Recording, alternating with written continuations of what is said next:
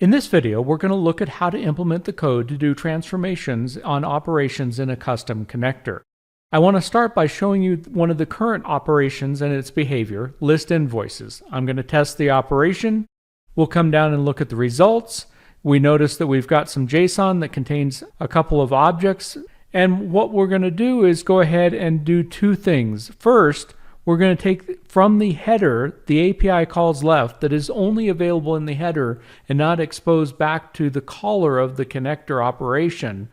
And we're going to put it in the body so it's available to the maker using the connector operation so they can know how many calls are left. We're also going to reshape the body that is returned, the object that is returned, to put a wrapper object in. Let's get started. To do that change, I'm going to go over to code and I'm going to enable the code that is currently disabled by default. I'm going to come down and I'm going to replace the code that was defaulted with the class that I've built. Now this class is a script class as required that inherits from script base and implements the one required method execute async.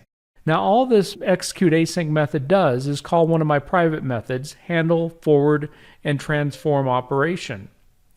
Now in that, the first thing I do is I call the backend service. So I use the context to do a send async to forward the request to the backend Contoso invoicing API.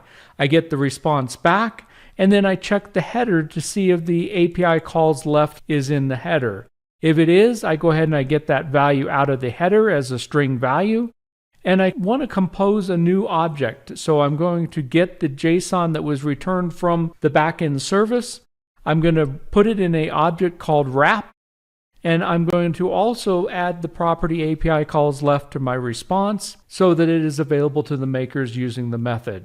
In order to have this functioning on one of the operations or all of the operations, I need to configure which ones it's going to be turned on for.